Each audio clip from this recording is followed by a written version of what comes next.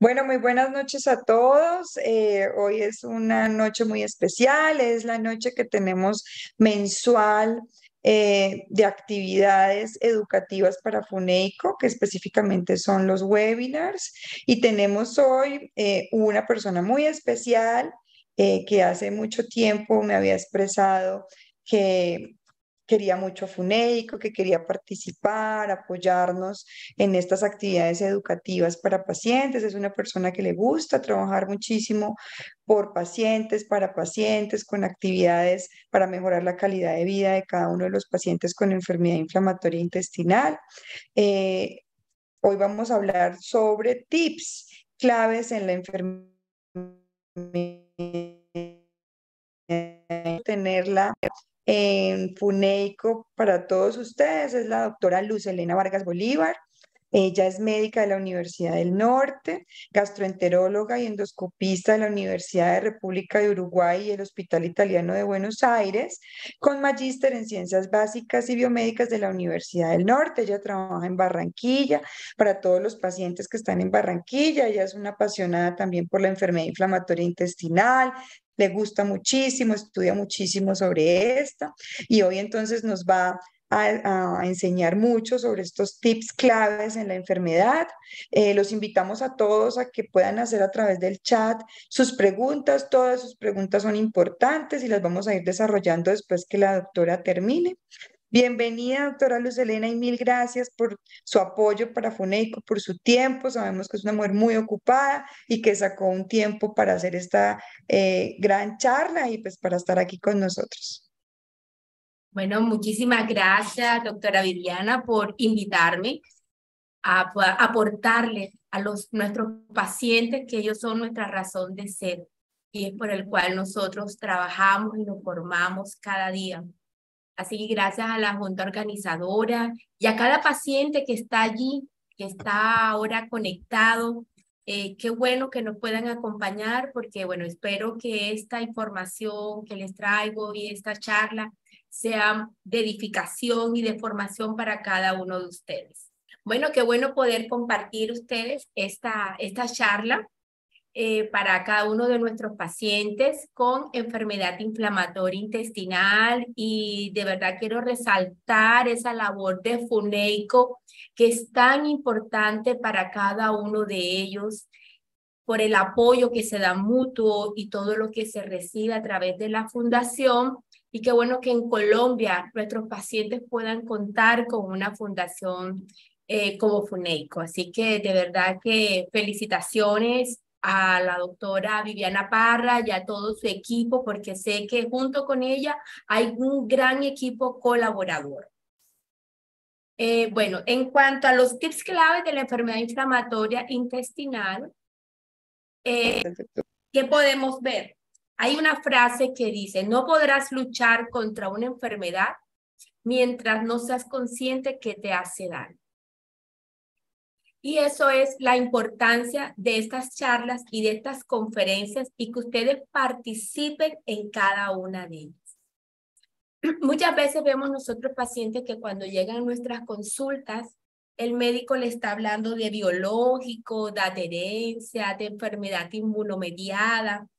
Le están hablando de manifestaciones extradigestivas, colitis ulcerativas, escalonamientos terapéuticos, enfermedad de Crohn, que son biológicos, y muchos pacientes pues están como, está esta paciente aquí ahora, pues está totalmente desconectada de su situación, de su enfermedad, y además con muchas preguntas como con una gran nebulosa. En el día de hoy, en el contenido que nosotros vamos a desarrollar, vamos a hablar de unas generalidades sobre la etiopatogenia, en tercer punto las manifestaciones clínicas, pero por último vamos a hablar del tratamiento y de la importancia de la adherencia al tratamiento. En relación a las generalidades, tenemos que tener muy claro es que la enfermedad inflamatoria intestinal es una patología crónica que afecta al tracto gastrointestinal. Crónico no quiere decir que no se va a controlar. Crónico significa que necesita un tratamiento y un seguimiento permanente, así como el hipertenso, el diabético, que son pacientes que tienen esas patologías que van a estar controlados, pueden llegar a estar controlados, pero su patología no se cura totalmente, pero sí logramos controlarla. Dentro de la enfermedad inflamatoria intestinal hay tres grupos, pero los dos primeros grandes grupos son la colitis ulcerativa crónica y la enfermedad de Crohn.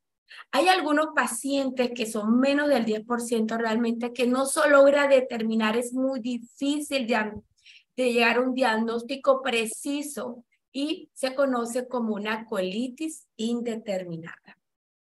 Cada una de estas patologías tienen unas diferencias clínicas en cuanto a los síntomas, en cuanto a su fisiopatología, cómo se produce, en relación a los hallazgos endoscópicos, las evoluciones son diferentes entre una y otra. Epidemiológicamente, nosotros podemos ver, como para que ustedes tengan un dato, fíjense que ya desde el año 1859 se reportaba el primer caso por Sir Walter Scott de colitis ulcerativa.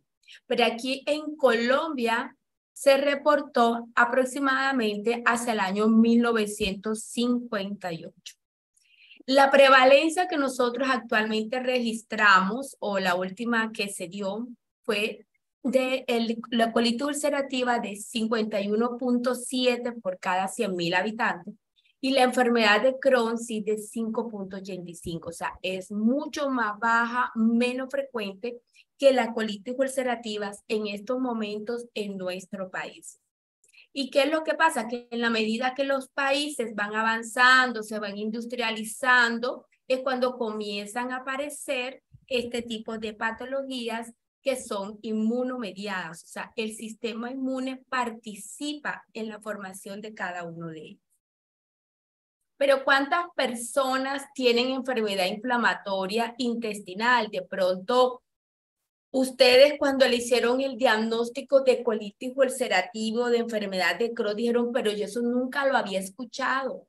Yo siempre he escuchado que mi amiga, mi abuela, mi mamá tiene reflujo, me han hablado de colon irritable, yo he escuchado de otras patologías, pero para mí esto fue totalmente nuevo. Y es que es relativamente una enfermedad que tiene una prevalencia mucho menor de las que les mencioné. Pero más o menos, ¿cuántos hay? Hay 1.3 millones de pacientes a nivel de Estados Unidos. Y a nivel de Europa es aproximadamente 2.4 millones. Y se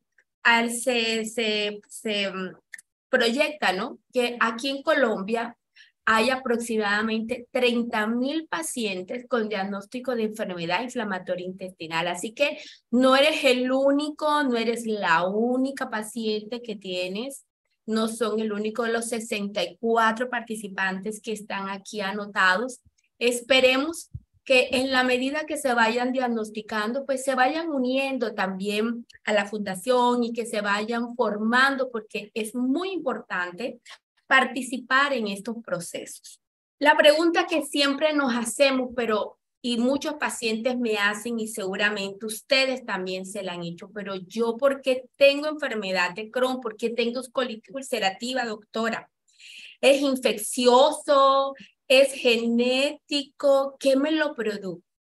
Bueno, la teoría actual es que es multicausal. No hay una sola causa, no hay un solo factor que produzca o que genere la enfermedad inflamatoria intestinal.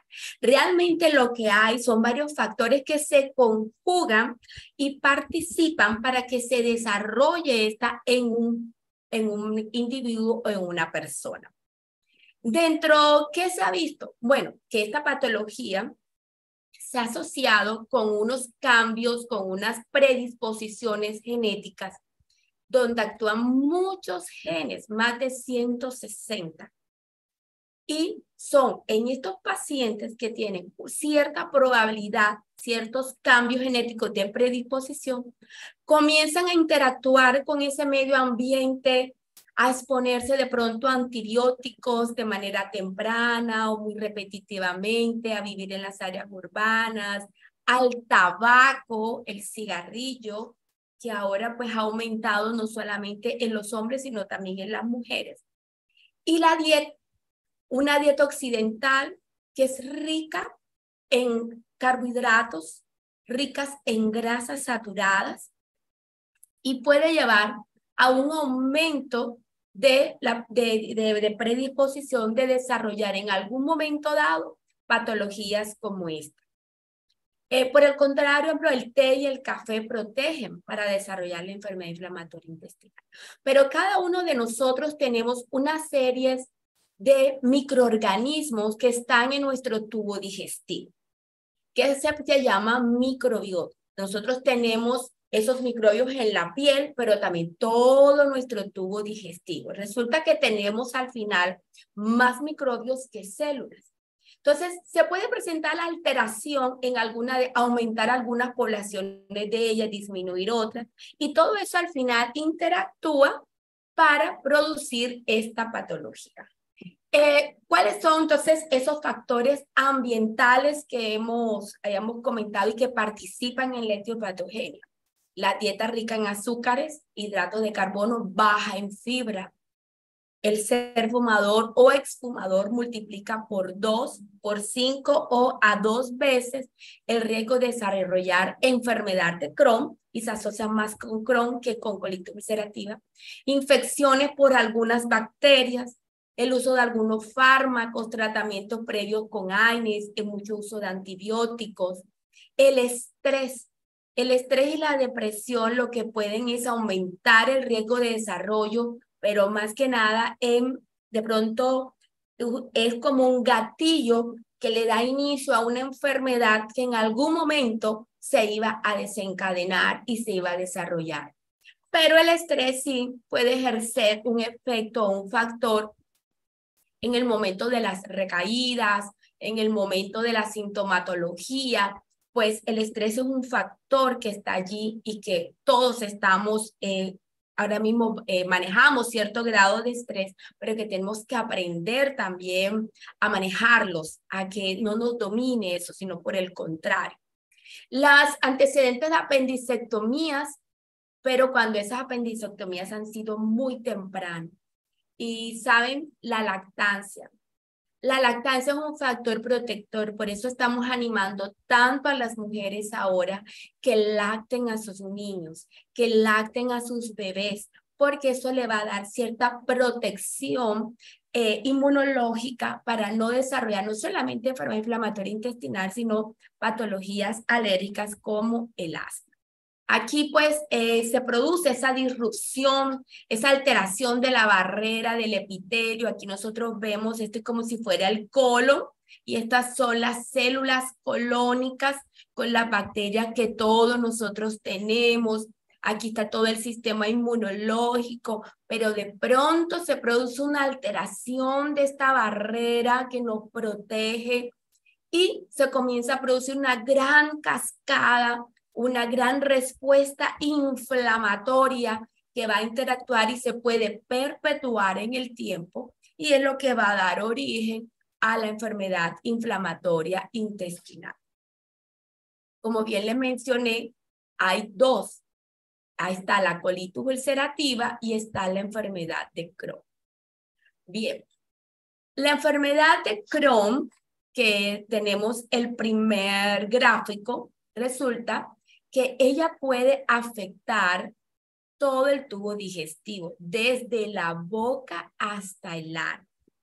Habitualmente ella se mantiene. Hay algunos pacientes que solamente se le afecta es el ilio y es la zona que más afecta la enfermedad de Crohn. El ilio es la región distal, más distal del intestino delgado y que se va a conectar luego con el colon. Pero también puede afectar las porciones proximales del intestino delgado. Puede afectar el colon, pero miren cómo está esta afectación. Es una afectación parcheada.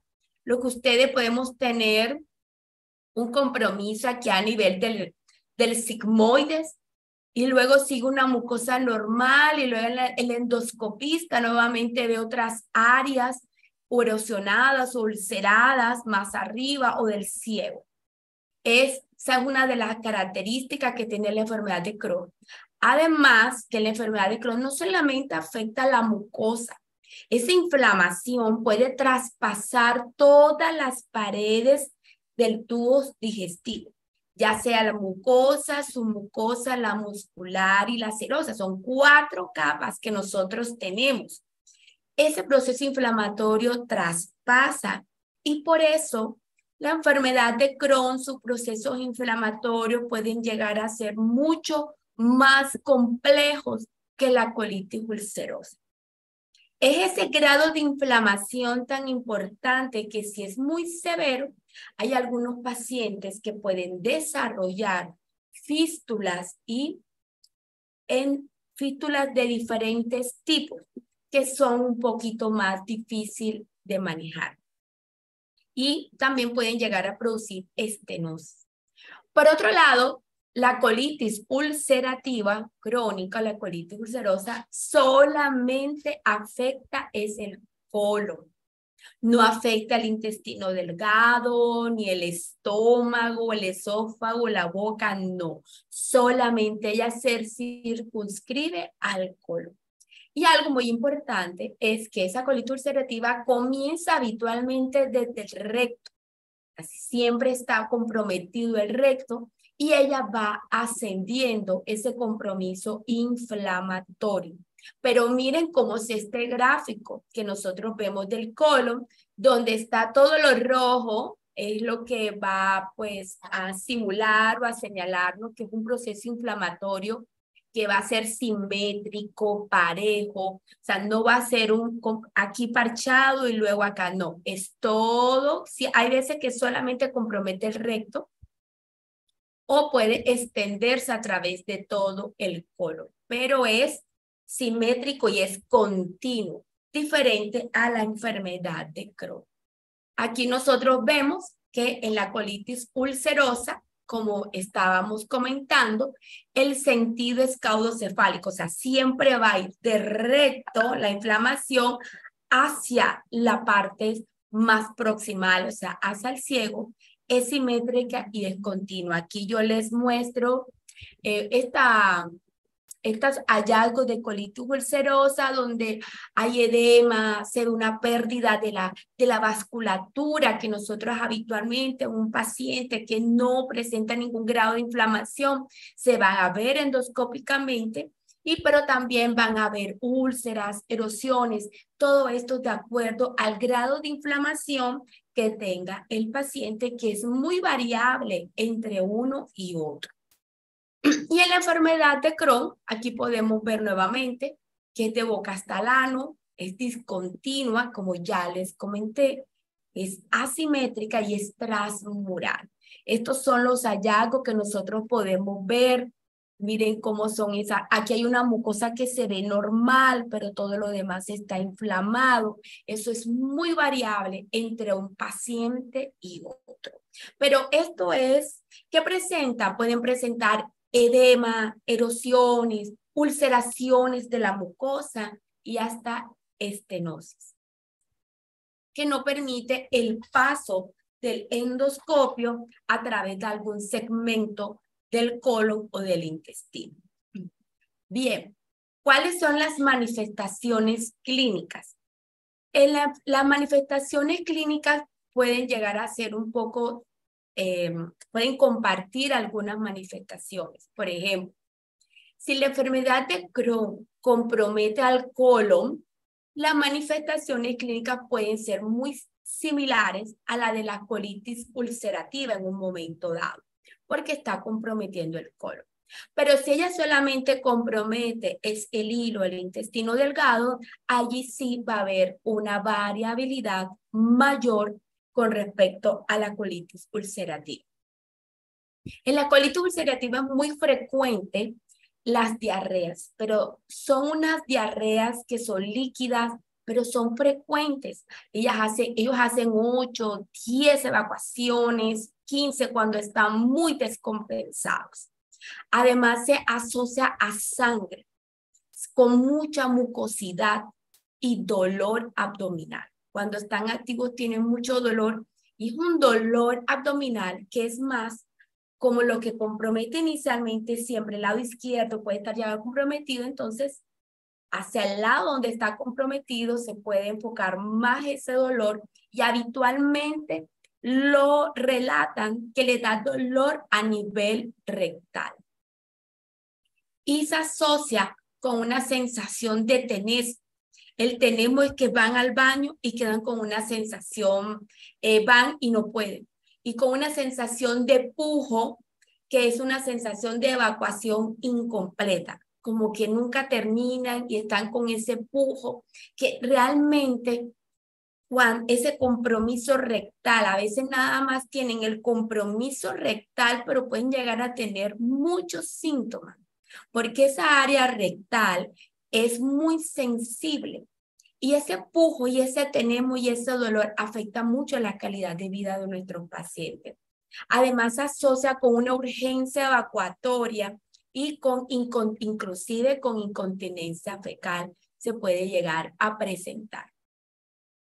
La fatiga, que es esa sensación de cansancio todo el tiempo, de que no querer hacer las cosas, de no sentirse de pronto motivado por esa fatiga crónica, puede acompañar tanto la colitis como la enfermedad de Crohn. Bien, en cuanto a la enfermedad de Crohn, el dolor abdominal es más como alrededor del ombligo. Es periumbilical si compromete más esa parte de ilio del intestino delgado, pero también se puede presentar hacia el lado derecho, hacia fosa ilíaca derecha, porque allí queda el ilio. Ese dolor es allí, se manifiesta en esos lugares si el compromiso es más de intestino delgado. Ellos tienen más pérdida de peso. ¿Por qué? Porque en el intestino delgado es donde se produce la mayor absorción de nuestros nutrientes. La diarrea es una diarrea crónica, pero no es tan numerosa en el día. Pueden ser 1, 3 al día, pero son abundantes, son pastosas habitualmente. No necesariamente se acompaña de sangre, si no compromete el colon, pero hay algo muy particular. El paciente con enfermedad de Crohn, como estos nutrientes no se están absorbiendo de la manera adecuada, pueden ver grasa durante las evacuaciones o pueden ver inclusive alimentos sin digerir. Pero cuando hablo de alimentos sin digerir, es que se vea de pronto que consumieron papa, algún carbohidrato y se ve intacto. No la hojita, no que a veces vemos un maicito en las heces, eso lo podemos llegar a ver y eso puede ser hasta normal. Pero ya cuando vemos grasas u otros tipos de alimentos sin digerir, eso nos está transmitiendo que está comprometiendo más ese intestino delgado y que se está afectando en cierta medida la absorción de los nutrientes. Bien. 1/3 de los pacientes con enfermedad de Crohn van a tener una enfermedad perianal. Es decir, ellos pueden presentar fisuras, fístulas perianales y hasta abscesos. Y esta zona, como ya les comenté, es una zona que es muy inervada, un área muy sensible. Entonces va a afectar mucho la calidad de vida y tienen que manifestárselo a sus médicos tratantes para que se pueda hacer los tratamientos correctivos en el momento en que se vaya presentando. Además, que ese es un indicio, es un signo, un síntoma que nos lleva a que la patología que presenta ese paciente es más una enfermedad de Crohn que una colitis ulcerosa. En relación al dolor abdominal, aquí tenemos un colon pintadito, pero así igual puede ser para el intestino delgado. Cuando el paciente está asintomático, no tiene dolor abdominal, habitualmente pues no tiene no tiene mucha afección inflamatoria en ese momento. El dolor abdominal la intensidad se correlaciona mucho más con la actividad inflamatoria de la colitis ulcerativa que la enfermedad de Crohn, realmente. Cuando la inflamación es leve, pues el dolor es leve. Y en la medida que ese dolor se va aumentando, que se va incrementando, le puede estar indicando a ese paciente que su patología se está descompensando. Por eso es muy importante que los pacientes consulten a tiempo, que cualquier incremento de sus síntomas, cualquier cambio que ellos registren, no lo minimicemos, sino que hagamos la consulta, pero sobre todo que aprendamos a conocer nuestro cuerpo. Cada uno aprenda a conocer su cuerpo.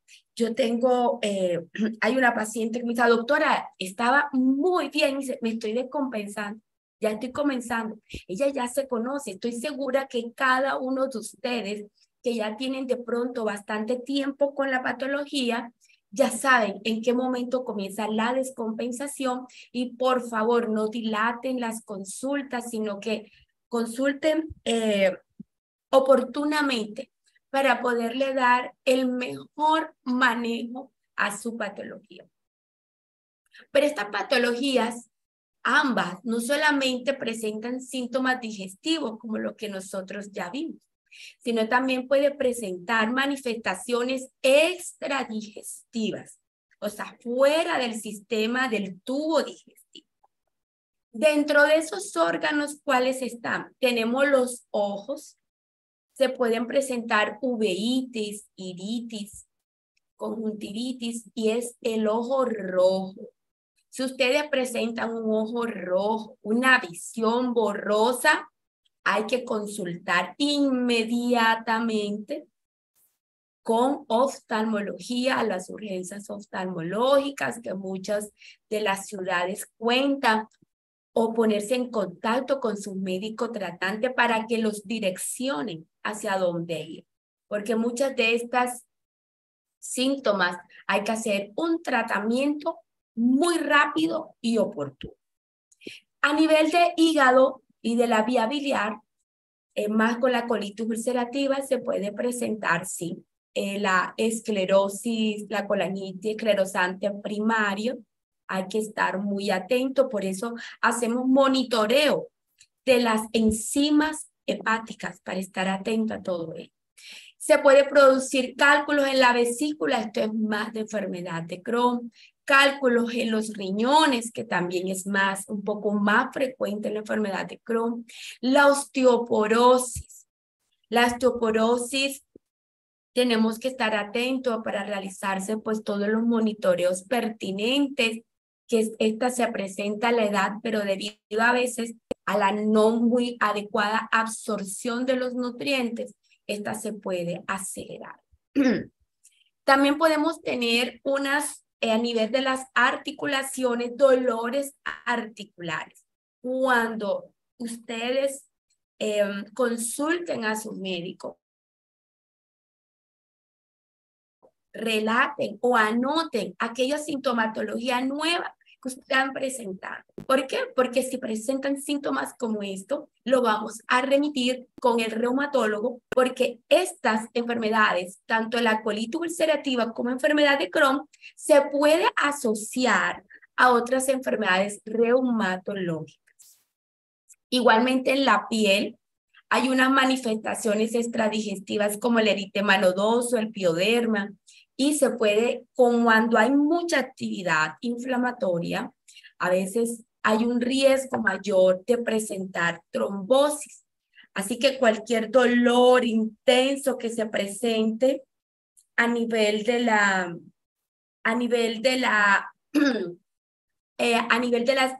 los miembros inferiores, principalmente el edema en una sola pierna, consulten a las urgencias.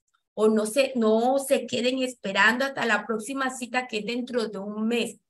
Hay patología y sintomatología que tenemos que consultar lo más pronto posible o preguntar para ver quién nos puede orientar. Y qué bueno que por eso nosotros podemos contar con FUNEICO. Yo veo cómo interactúan en ese chat, cómo se apoyan, y eso les ayuda para todos, no solamente para los pacientes nuevos, sino para aquellos que ya también tienen tiempo y a través de ahí o de sus médicos también tratantes recibir la orientación. Bien, ¿cómo es el comportamiento de la enfermedad inflamatoria intestinal en general? Bueno, aquí vemos en la amarillo, en la parte amarillo, pues está la fase activa, el paciente con muchos síntomas, y cuando estamos en la área azul es cuando estamos en remisión o no tenemos síntomas. Entonces, este paciente inició con un brote, comienza con su sintomatología, se le hace el diagnóstico y se le va a iniciar un tratamiento que muchos de ustedes han escuchado, que es un tratamiento de inducción, donde habitualmente usamos una dosis elevada, ciertos medicamentos, y una vez que responde, se va luego a dejar un tratamiento de mantenimiento para mantenerlo asintomático, pero en cualquier momento por diferentes factores, ya sea infecciosos, estrés o inclusive muchas veces no hay ningún factor que nosotros podamos identificar porque un paciente que estaba compensado de pronto se nos descompensa. Deja de perder esa respuesta y entonces cuando se presentan los brotes. Nuevamente allí tenemos que reevaluar el por qué se ha presentado ese brote.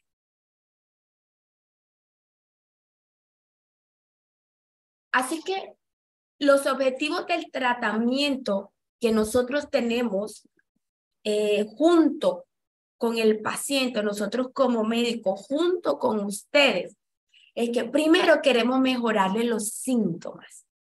Queremos mejorar la calidad de vida, que ustedes se puedan reintegrar a todas sus actividades. Es uno de los primeros objetivos, yo creo, tanto de ustedes como el de nosotros.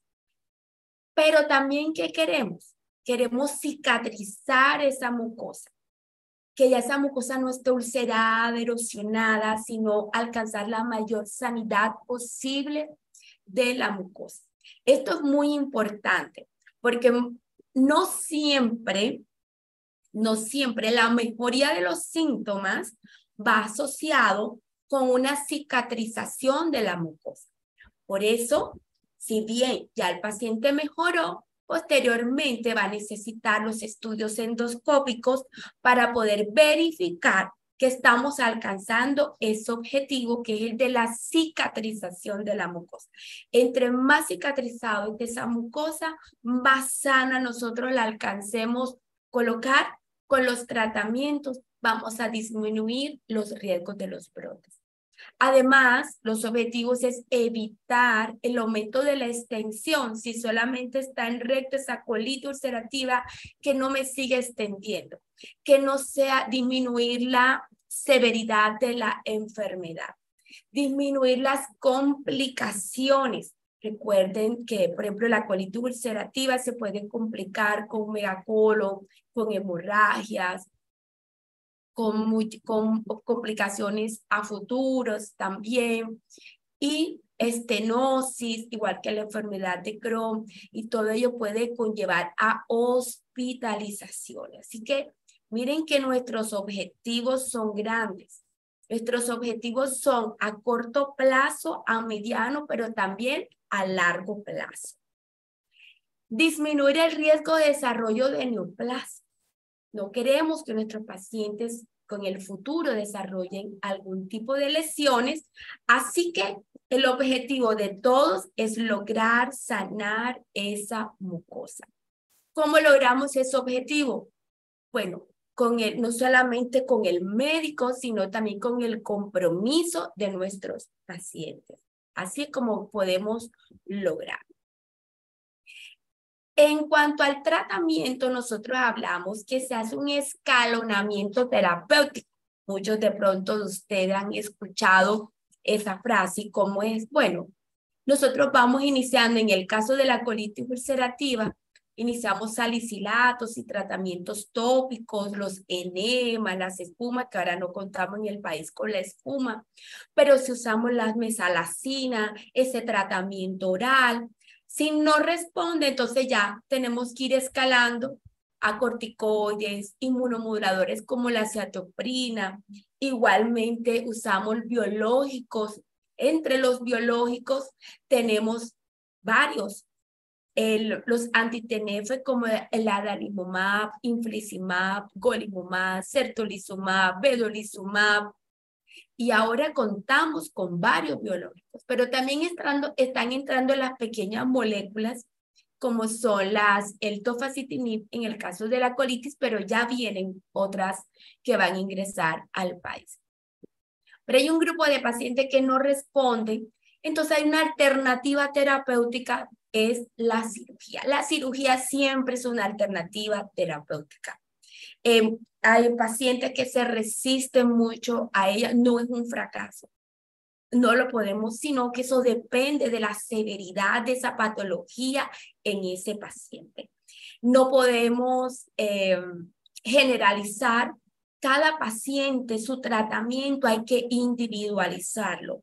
¿Con qué ese tratamiento se inicia? Eso depende. Si un tratamiento ya debuta con una patología muy severa, de pronto va a necesitar de entrada ya unos corticoides, una hospitalización.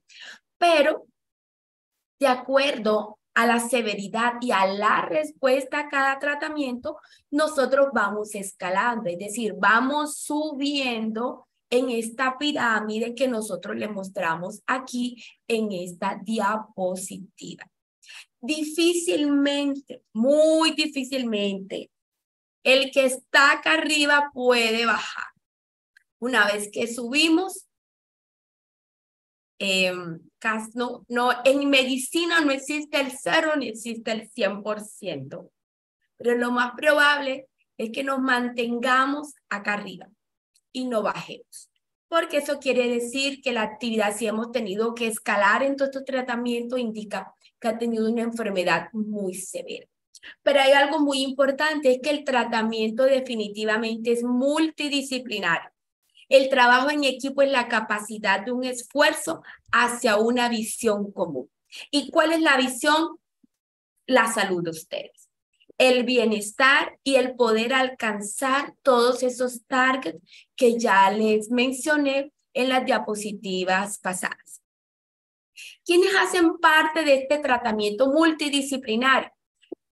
Por lo general nos ven a nosotros los gastroenterólogos, pero no estamos solos. Debemos contar con el coloproctólogo, ir de la mano de ellos, el infectólogo, el reumatólogo. Muchas veces tenemos que dar mano dependiendo de los síntomas de ese paciente, oftalmología, pero dermatología, pero también necesitamos a la nutricionista y necesitamos psicólogas, pero que estén comprometidas también con esta patología para brindarle la mejor asesoría y nuestra mejor atención a los pacientes.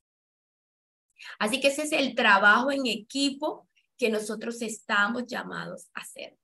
Cada uno de ustedes tendrán un tratamiento X que está recibiendo y se preguntarán, pero yo no estoy respondiendo a este, ya me colocaron este, ¿y qué viene ahora? Yo quiero decirles a través de esta diapositiva que en la enfermedad inflamatoria intestinal intervienen una cantidad de proteínas inmunológicas. Todas estas que ustedes ven aquí, muchas de ellas, hay muchas células que participan en todo este proceso inflamatorio, pero cada una de estas proteínas es un potencial target, es un potencial blanco terapéutico que de pronto bloqueando una de ellas nos pueden abrir nuevos caminos y nuevos tratamientos. Así que cada citocina de señalización es un potencial blanco y nos abren un camino de esperanza. Hay mucha investigación alrededor de la enfermedad inflamatoria intestinal, muchas moléculas que ya están aprobadas de pronto ya por la FDA en Estados Unidos y deben de comenzar a ser aprobadas aquí en Colombia. Pero también hay muchas que están en ese proceso de investigación. Así que no se desanimen, esto cada vez va mucho más rápido, los procesos de investigación, cosa que a nosotros nos anima y nos ayuda porque nosotros como médicos queremos ofrecerle lo mejor a nuestro paciente. Pero hay algo muy importante, que es importante, la adherencia al tratamiento. Y es que la adherencia al tratamiento se define como el grado de cumplimiento de la pauta de medicación tal y como ha sido prescrita por el médico especialista. Porque podemos ir a las citas, nos pueden indicar el tratamiento, pero si ustedes como pacientes no son participativos, son adherentes a este tratamiento, no vamos a lograr esos objetivos que hemos planteado juntos, como ya les mencioné. Aquí voy a hacer una pregunta. Vamos a ver. ¿Toma siempre la medicación sin fallar? Si ustedes toman esa medicación sin fallar, están cumpliendo un 100% de la medicación. Pero no, yo fallo en tomar la medicación 3 días en un mes. 3 días en un mes no suena mucho, pero ya se disminuye a un 90% esa adherencia. Fallo en tomar la medicación 6 días en un mes. O sea que realizo 6 tomas mal, 6 días en un mes ya están fallando un 80%. Y esto es importante y es un cuestionario que cada uno responda donde está para saber qué tan adherentes son al tratamiento. Falla en tomar la medicación 9 días en un mes, 70% de falta de adherencia. Y si ustedes fallan 12 días en un mes, es un 60%, y si son 15 días, un 50%. Y una adherencia por debajo del 80% es una muy mala adherencia. Nosotros tenemos que tratar de cumplir todo el tratamiento como fue indicado. Y es que esa falta de adherencia tiene unas consecuencias. Va a traer síntomas clínicos, complicaciones, hospitalizaciones, va a afectar la calidad de vida de ustedes porque no van a poder interactuar con sus familias, salir con sus seres queridos. Además, tiene un impacto económico y social importante. Este incumplimiento afecta la efectividad de los tratamientos y disminuye la probabilidad del éxito terapéutico. Así que tenemos que propiciar un aumento de dosis o cambios, porque cuando nosotros no cumplimos, ¿qué va a pasar? Vamos a tener que aumentar más las dosis de ese medicamento o vamos a tener que agregar otros medicamentos. Y eso siempre no es lo mejor porque se incrementan los riesgos, cada medicamento tiene riesgos y se incrementan los costos. Entonces, ante un fracaso terapéutico, se debe evitar prescribir más fármacos sin antes comprobar la adherencia del paciente al tratamiento. Seamos sinceros con nuestros médicos, sean sinceros con su médico. Digan, sí, doctora o doctor, estoy o no estoy recibiendo el tratamiento, lo estoy tomando de la manera adecuada, o muchas veces ya se sienten bien y entonces comienzan a disminuirla, ya no asisten a las citas y ya no se toman esa medicación como debe ser.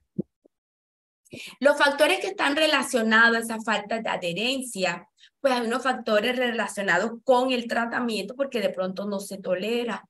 Los factores relacionados con el paciente, que es el compromiso de ustedes, pueden ser factores socioeconómicos, aunque aquí, bueno, nuestro plan de salud, bueno, nos tiene la cobertura de los tratamientos. Factores relacionados con el sistema o el equipo de asistencia sanitaria, y ahí sí realmente tenemos que mejorar muchísimo, tenemos que mejorar que las EPS y sus IPS les entreguen de manera oportuna el tratamiento solicitado. Y ya sí, a pesar de pronto de estar cumpliendo todo esto, hay unos factores que ya están relacionados con la enfermedad. Ya no es dependiente de ustedes, no se pueden corregir. Pero lo que nosotras podamos corregir para disminuir la recaída, tenemos que comprometernos con hacerlo. Muy bien.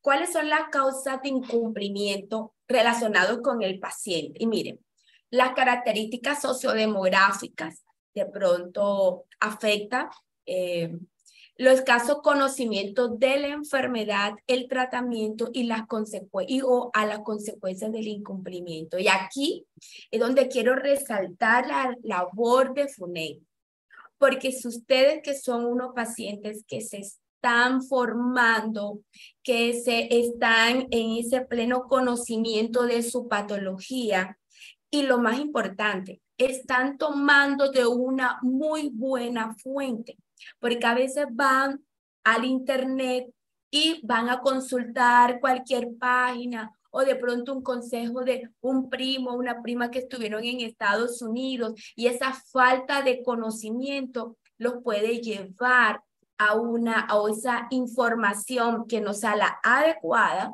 a un incumplimiento del tratamiento. A veces la desconfianza en la elección, en la efectividad del tratamiento, pero doctor, es que yo no quiero, es que se violó y que a mí me dijeron. Es importante por eso que entren a participar de estas actividades para que todos esos temores y esas dudas que son normales que ustedes las tengan puedan ser aclaradas. Pero si tienen dudas, consulten, pregúntenles a sus médicos y ellos se las aclararán. La incomprensión u olvido de las instrucciones recibidas y el olvido o falta de motivación.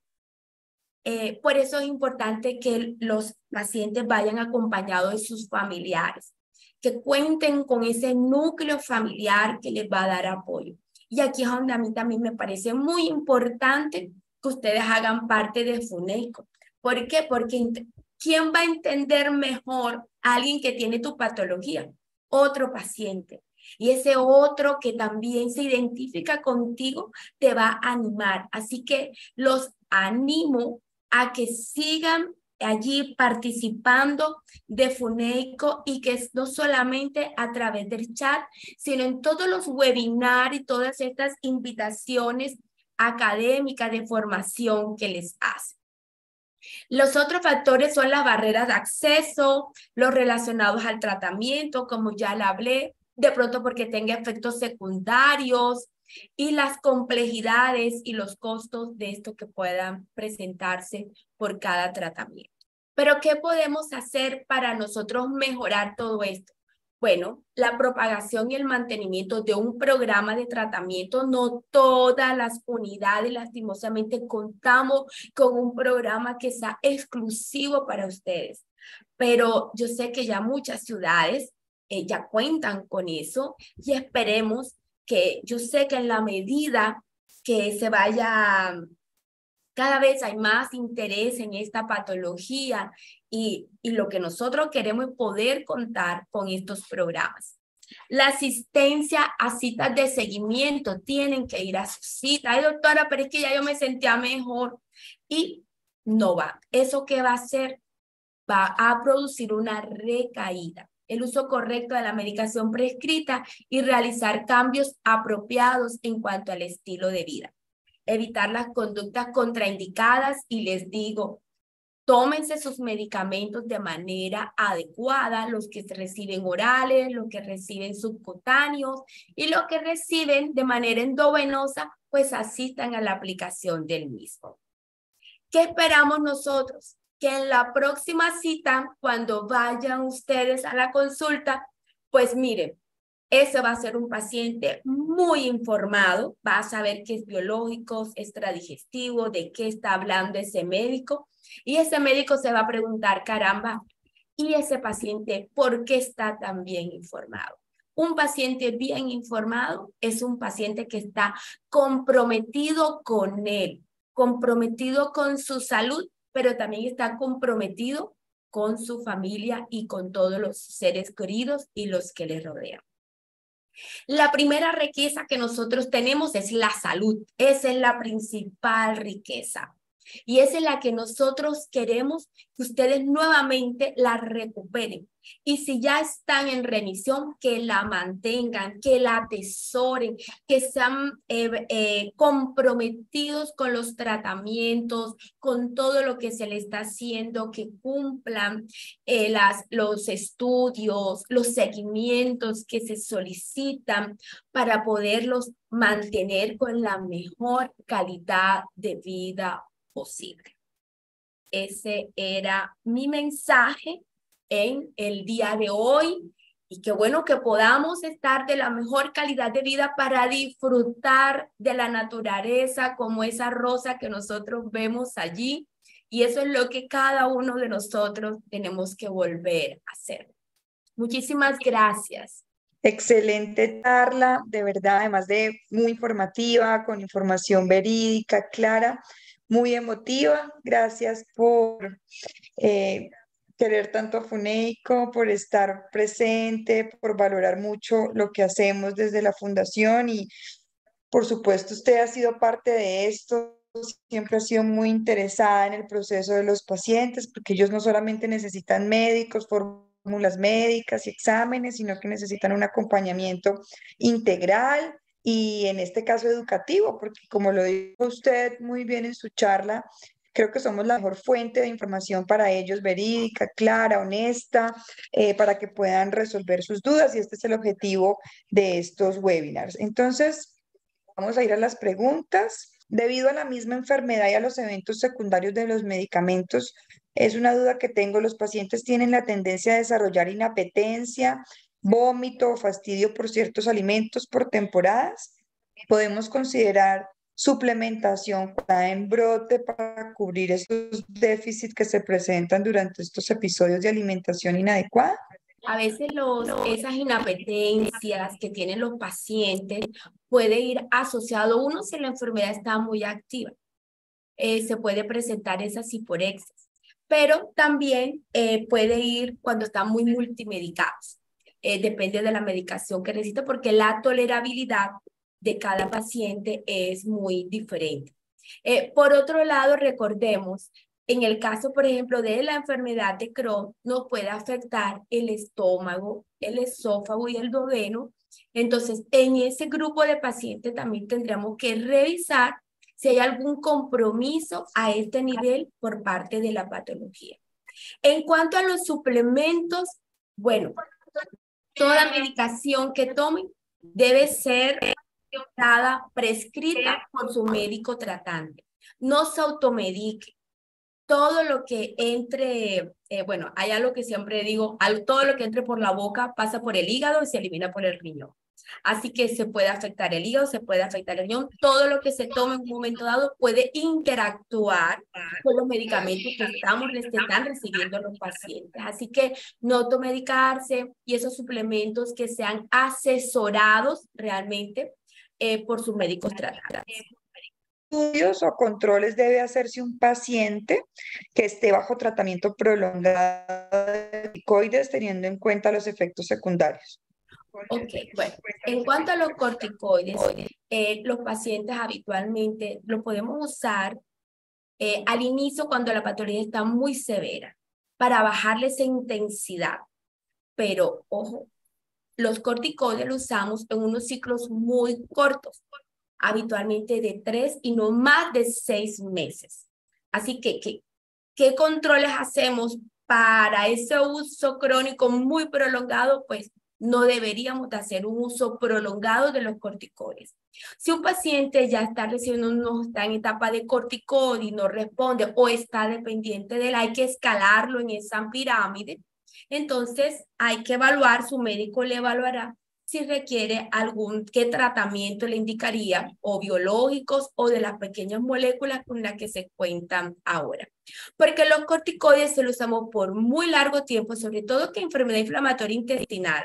Usamos unas dosis muy altas, no como las del lupus o las artritis, que ellos usan una dosis mucho más baja, sobre todo en lupus. Pero acá nuestras dosis son muy altas porque la carga inflamatoria es muy alta. Y sabemos que puede afectar el corazón, puede hacer unas afecciones en otros síntomas.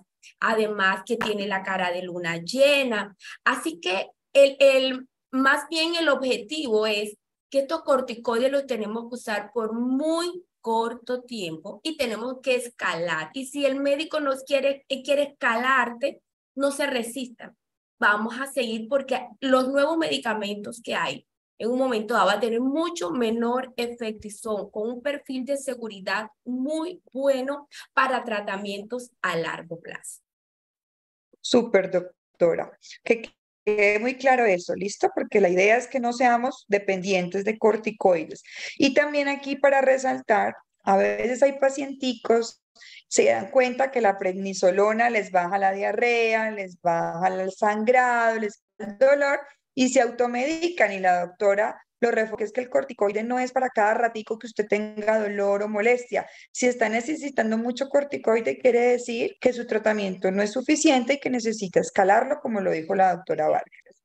Bueno, por acá refiere una doctora, ve una paciente. ¿Por qué si mi colonoscopia y calprotectina están normales, sigo con la misma sintomatología de dolor, inflamación, gases, tenesmo, dolor rectal, estreñimiento, diarrea? Ella tiene una colitis ulcerativa, lo pregunta. Ya, bueno, muy bien. Bueno, realmente hay que mirar, ¿no? ¿Cuál es ese grado de esa colonoscopia? ¿Qué tan sana está realmente esa mucosa? Hay pacientes que tienen colitis ulcerosa y de pronto decimos, no, pero casi todo el colon está bien, pero quedó 10 centímetros de recto que todavía tiene una inflamación crónica. Y como ya les comenté, el recto esa área es muy sensible porque está muy inervada. Y a pesar de que el segmento no es extenso, a ese paciente le puede producir muchos síntomas, mucho pujo, mucho tenés. Pero igualmente, esta sintomatología tiene que ser revisada por su médico tratante. Sin embargo, se ha visto que hay un grupo de pacientes con enfermedad inflamatoria intestinal que está muy controlado, pero que en algún momento pueden presentar o se puede asociar con lo que conocemos como el síndrome intestino irritable. Pero no podemos así a la ligera decir, no, es que esto es porque no tolera ciertos alimentos o es nada más asociado a esto, porque ya está. Hay que mirar y hay que revisar realmente esas endoscopias, esas calprotectinas y todo lo que está en torno, ¿no? De ese paciente. Listo, súper doctora. Por aquí, ¿la uveitis está directamente relacionada con la recaída o son efectos secundarios de los medicamentos como los corticoides? Si es por un brote, una vez superada la recaída, ¿la uveitis desaparece? Bueno, las uveitas a veces no siempre están, a veces están relacionados con la actividad, pero en algunas otras es lo que no está, puede estar relacionada o no con la actividad de la enfermedad, pero si hay algo muy importante es que las uveitis se vuelven como una urgencia oftalmológica donde hay que consultar inmediatamente porque vas a necesitar un manejo bien específico para que no afecte la visión a largo plazo. Pero se pueden presentar crisis que pueden ir algunas aisladas de la actividad inflamatoria. Muy bueno ese dato porque para ningún paciente nunca subestime un episodio de uveitis.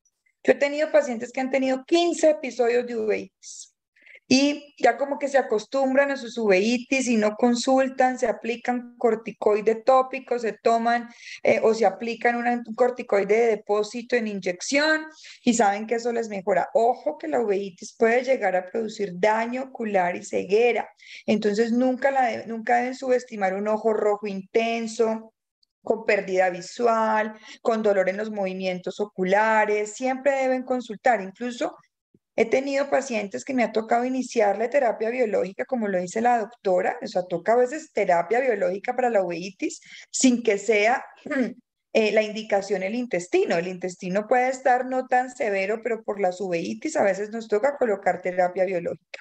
Entonces es importante que no lo subestimen. Bueno, por acá, doctora, muchas felicitaciones de muchos pacientes. Tenemos pacientes colombianos, tenemos de Paraguay, de Perú. Por acá tenemos la colitis ulcerosa puede extenderse en el colon. Bueno, la doctora ya explicó que la colitis es del colon y puede ser recto, colon izquierdo, todo el colon. Por aquí otro paciente refiere, tengo colitis ulcerativa, estoy con azatioprina, enemas de mesalazina y adalimumab. Este último desde hace 4 meses y aunque he mejorado, aún no entro en remisión clínica. Me encanta que los pacientes ya utilicen los términos de remisión clínica, ¿no? Eso quiere decir que han aprendido mucho en FUNEICO. Entonces, doctora, con la respuesta de esta pregunta. Bueno, ahí sí tienen pues creo que evaluar, ¿no? Si el paciente, más o menos se dan como un margen de espera, a ver si responden a un biológico, pero si el paciente sigue con síntomas, tenemos que mirar endoscópicamente cómo está esa mucosa. Si no ha respondido, hay otras opciones terapéuticas.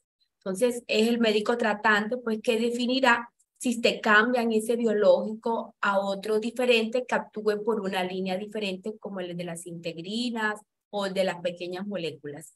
Pero allí hay que entrar a mirar como toda la historia clínica, toda la evolución, cómo ha sido. Y lo importante, lo que nosotros estábamos hablando ahora, hay que revisar cómo está la adherencia a ese tratamiento.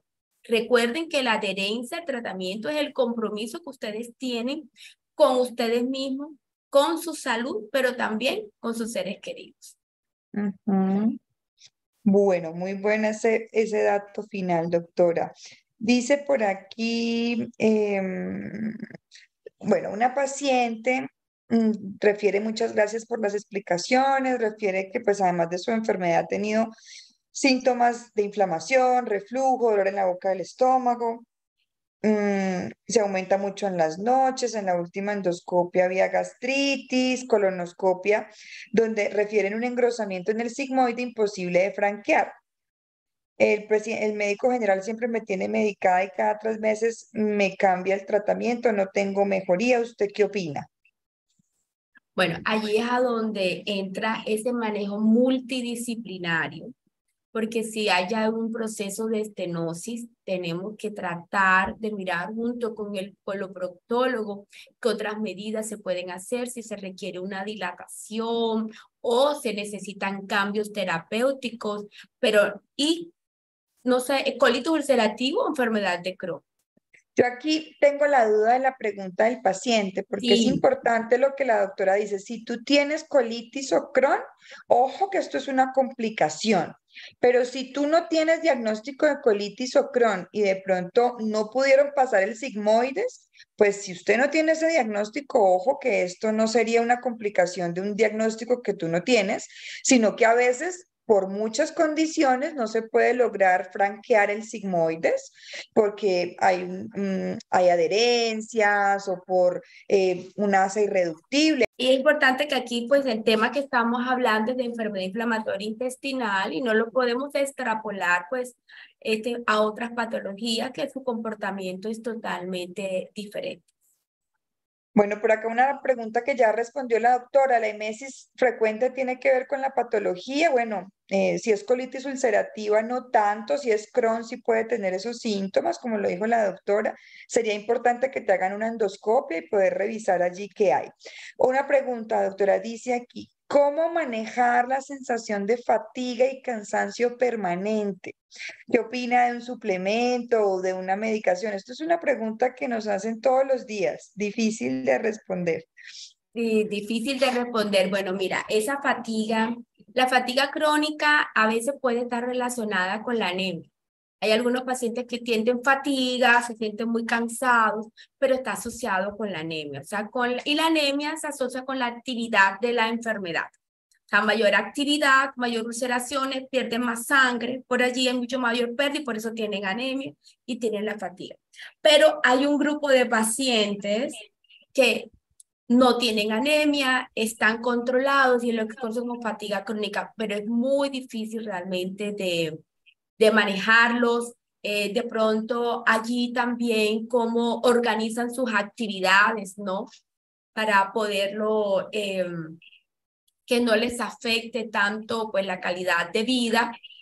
porque una vez revisado eso, que es lo que más, también la parte endocrina, cómo se encuentra, cómo está la tiroides, porque recordemos que la fatiga crónica pues tiene hay otras etiologías. Entonces tendríamos que entrar a estudiar ese paciente para descartar todas ellas, pero la fatiga y no se sabe realmente porque un paciente que está compensado, no tiene anemia, está bien, pero persiste con esa sensación de fatiga crónica.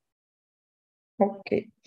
Bueno, por acá una paciente refiere que está usando unos enemas marca Mesilax, pero que no hay, le recomiendan unos Pentasa. Bueno, lo importante es que en estos casos yo siempre le digo a los pacientes, el que haya, pero en el caso de mesalacinas en gránulos oral, mayor a 3 gramos, ¿sí?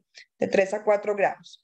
Y si es enema, lo importante es que consigas el enema ya sea de 4 gramos o el supositorio de 1 gramo o de 500, no importa la marca, realmente sí estamos de acuerdo con los pacientes de que hay muchas dificultades en la obtención de medicamentos. Doctora, ¿no le ha pasado que a veces hay de una marca o de la otra o no viene de esta o de esta, pero ustedes aprenden a mirar los gramos de los gránulos para que puedan administrarse en una sola toma, idealmente la cantidad de gramos? O sea que si viene de 1 gramo, pues entonces toma 3. Si viene de 2 gramos, se toma 2. Si viene de 1,5, se toma 2. Lo importante es que puedas de 3 a 4 gramos los gránulos. ¿Listo? Bueno, ya para finalizar, doctora, muchas felicitaciones de muchos pacientes. Por aquí estoy mirando otras preguntitas que hay por acá. Ya le digo, le confirmo que tengo unas que me enviaron pacienticos por acá. Bueno, ellos dicen, si se logra remisión por varios años, ¿el medicamento se reduce? Recuerden la definición que dimos al inicio, que esto es una enfermedad crónica. Entonces, una vez que ya escalamos, con ese medicamento que estás recibiendo y estás controlado, pues habitualmente se van a mantener con ese. Es difícil que inclusive cuando se recibe biológico tomar la decisión en un momento dado de disminuirlo, sobre todo si tiene biológico. Hay en algunos centros y algunos, muy pocos, en, en general con los colegas, para poder retirar un medicamento, sobre todo un biológico, cuando ha tenido una patología tan severa que fue seguramente tan difícil de controlar y poderte mantener en esa remisión, hay que estar más de 2 años, pero la mucosa, no solamente la mucosa esté cicatrizada, sino que histológicamente tampoco haya actividad inflamatoria. Y ese target es muy difícil de alcanzar. Ahora, en algunos países o en algunos centros, el sistema también dependiendo del sistema. Nuestro sistema a veces de respuesta no es tan rápido como nosotros nos gustaría. Y suspender un medicamento después que estás bien y si te vas a descompensar muy rápidamente, va a poner en riesgo y va a ser muy difícil porque tendremos que escalarte nuevamente. A todos nos da un poquito de temor en quitar un paciente que ya estás bien, en quitarle, porque recordemos que es crónica esta patología. Entonces, hay muchos factores que hay que tener en consideración para poder llegar a este tipo de decisiones en conjunto, junto con el médico, pero te puedo decir que la mayor parte de los pacientes con ese medicamento que está controlado, con ese medicamento se va a quedar por mucho tiempo. Recuerden que es una patología crónica que la controlamos, pero no la curamos. Muy claro ese punto. Bueno, dos últimas preguntas finales, se las digo de una vez, doctora. Entonces dice, ¿qué alimentación deben llevar las personas que padecen esta enfermedad y cuáles son sus recomendaciones? ¿Y qué opina del hígado graso desencadenado por la colitis y cómo podría mejorar su condición?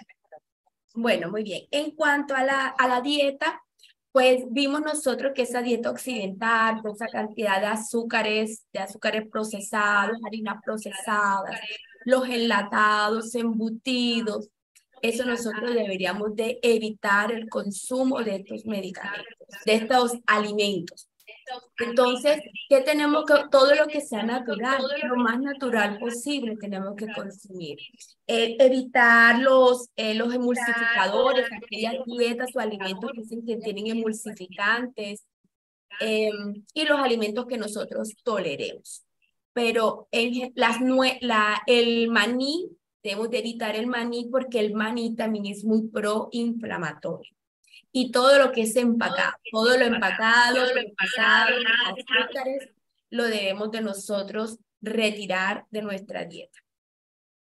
Súper, doctora. ¿Y el hígado graso qué opina? Ahora nuestra nueva pandemia. Ay, Dios mío, no. Y es que no hay una ecografía que no me llegue con hígado graso. Ujú. Sí, pero es muy frecuente. Hay algo importante y es que tenemos que mejorar nuestra dieta también, porque si nosotros consumimos muchos azúcares, los azúcares, el hígado lo va a convertir en grasa. No solamente es la grasa que nosotros consumimos. Entonces, para ayudar a remover esa grasa en el hígado, tenemos que ajustar más la dieta y hacer el ejercicio. Tenemos que hacer ejercicio, porque así como se nos acumula grasa en otros sectores de nuestro cuerpo, pues también se puede tender a acumular en el hígado. Ahora tenemos que estudiar el acúmulo de grasa para saber en qué riesgo estamos de desarrollar de pronto una fibrosis o no. Hay que hacer estudios complementarios, no solamente el funcional hepático, a veces tenemos que hacer un estudio que se llama elastografía, que son estudios no invasivos, y en algún momento, si es necesario, tienen que ser valorados juntamente con el hepatólogo, pero el mensaje es dieta, que no sea rica en esos azúcares, ni tampoco en grasa, y hacer más ejercicio. Súper. No hay una pastilla maravilla, ¿no? Porque todos llegan pidiendo una pastilla para el hígado graso y desafortunadamente es dieta y ejercicio. Bueno, listo, entonces vamos a finalizar. Por aquí un paciente refiere que cuántas infusiones de infliximab son necesarias para lograr remisión. Bueno, hay que hacer una inducción que se hace la semana 0, 2 y 6, luego cada 8 semanas y como lo decía la doctora, alrededor de unos 3, 4 meses miramos para definir si cambiamos o no cambiamos. ¿Qué dosis de prednisolona son altas o bajas? No quiero que piensen en altas o bajas, quiero que piensen que incluso por encima de 7,5 miligramos de prednisolona ya hay riesgo de catarata, hay riesgos de osteoporosis y de otras complicaciones, entonces idealmente no debemos tener corticoides. Y por acá una última preguntita que dice, quisiera saber si la proctitis se puede propagar por todo el intestino. Sí, hasta el 40%, 35% se pueden extender hasta colon izquierdo. ¿Y qué medicamento ceposia que nos puede brindar? Bueno, esto es un medicamento que todavía no ha llegado al país, es una nueva opción como lo mostró la doctora, de que tenemos muchas esperanzas porque tenemos muchos mecanismos de acción en los cuales se están creando medicamentos. Esto es un medicamento que bloquea la migración de los linfocitos, que son células inflamatorias, desde los ganglios linfáticos donde ellos viven hacia el intestino. Entonces, si bloquea que los linfocitos viajen hacia el intestino, pues deja de inflamar la mucosa intestinal. No está aprobado todavía en Colombia, entonces pues no es una opción en este momento de tratamiento. La idea es que puedan llegar pronto nuevos medicamentos al país para esta enfermedad. Doctora Luz Helena, mil y mil gracias. Estoy supremamente feliz porque se nos llenó. Nuestra plataforma es hasta 100 pacientes en Zoom. Tuvimos 100 pacientes en Zoom, 52 en Instagram y 10 en Facebook. O sea que tuvimos 160 pacientes conectados. Esto para nosotros pues nos llena de felicidad porque realmente Funeico, la razón de ser son los pacientes y estas actividades se hacen para ellos y es muy frustrante cuando hacemos esto y no se nos conecta a nadie, pero es de mucha felicidad ver que los pacientes como que responden a este tipo de actividades y su charla fue supremamente motivadora, esperanzadora, aclaró muchísimos conceptos. La muestra de ello es tener tantas y tantas preguntas y cuando uno analiza las preguntas, uno ya observa que hay pacientes educados, que hay pacientes que ya hablan en los términos en los que tienen que hablar frente a su enfermedad y eso nos llena de mucho orgullo de ver de que ya nuestros pacientes tienen las metas claras, los conceptos un poco más claros frente a esta condición. Mil gracias por estar aquí, por su tiempo, por ser tan dulce siempre con nosotros y con los pacientes. Y la esperamos aquí cuando quiera hacer algún otro webinar. Bienvenida, doctor.